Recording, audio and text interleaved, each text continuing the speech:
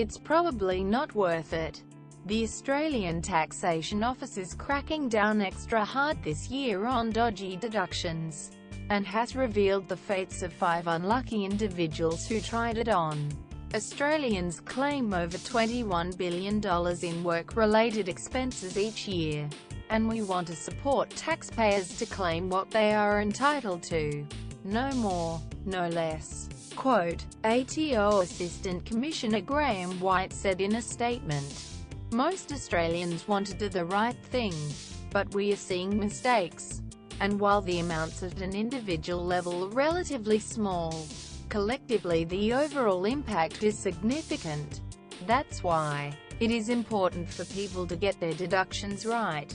From time to time we see people deliberately making incorrect claims. We've seen claims for car expenses where logbooks have been made up, and claims for self-education expenses where invoices were supplied for conferences that the taxpayer never attended. Deliberately making incorrect claims is an easy way to get into some serious trouble. It's just not worth it. The Tax Office has released 5 case studies of ordinary Aussies, including a railway guard, a doctor and a rental property owner, who were caught out this year for claiming dodgy deductions. Last year, the ATO conducted around 450 OO reviews and audits of individual taxpayers, leading to adjustments of $1 billion, including omitted income or over-claimed deductions. Mr. Whyte said taxpayers should be wary of tax agents offering special deals, inflating claims to generate larger refunds. If it sounds too good to be true, it usually is, he said. The ATO takes action against tax agents who make dodgy claims. But to protect yourself, make sure your tax agent is registered. The Tax Office says it is using increasingly sophisticated tools and data analytics to identify suspicious tax returns, including claims that are significantly different to those made by taxpayers in similar circumstances. When a red flag is raised, our staff investigates further, and if your claims seem unusual we will check them with your employer, he said. If you've made a mistake, this will hold up the processing of your tax return. So it's best to make sure you claim the right deductions from the start. Mr. Whyte said the ATO's new MyTax online lodgement system, which has replaced ATAX this year, now supported real-time checks of deductions. If your claims are substantially higher than others in similar occupations, earning similar amounts of income, a message will appear, asking you to check them. This new process is just about helping you to make sure your claims are correct, he said. If you're doing the right thing you have nothing to worry about. If you make an honest mistake we will help you fix it up and correct your tax return. We will not penalize you if you genuinely tried to get it right. But if you didn't make a reasonable or genuine attempt to get it right, or are intentionally doing the wrong thing, you may receive a penalty. He added there are 3 golden rules of deductions. 1. Make sure you spent the money yourself and were not reimbursed. 2. Make sure it is related to your job, and not a private expense. 3. Keep a record to prove it.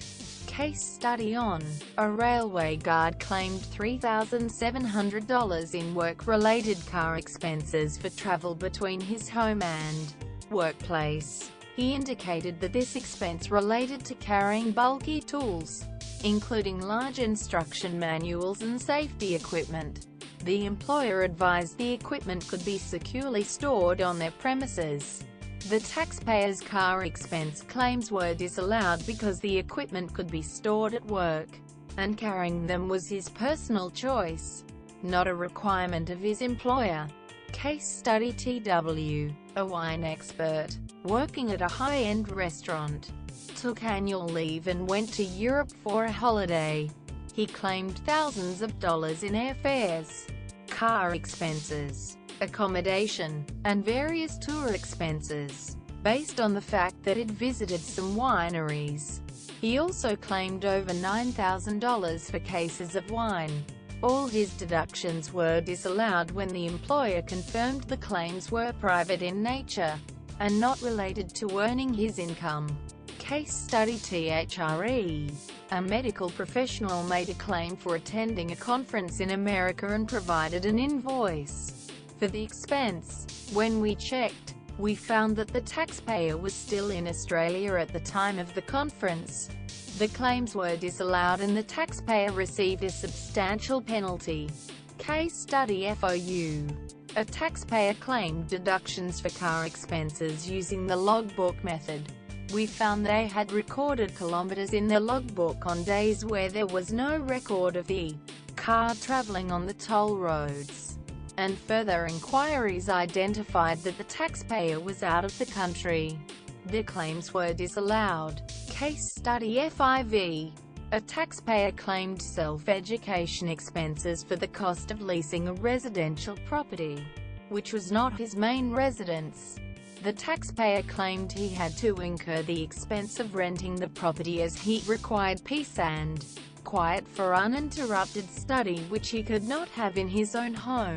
This was not deductible. In addition to the rental expenses, the cost of a storage facility was claimed where the taxpayer needed to store his books and study materials. They claimed they needed this because of the huge amount of books and study material associated with his course and had no space in his private or rented residence where these could be housed. This was not deductible. The cost of renting the property was around $57. With additional expense of $7,500 for the storage facility.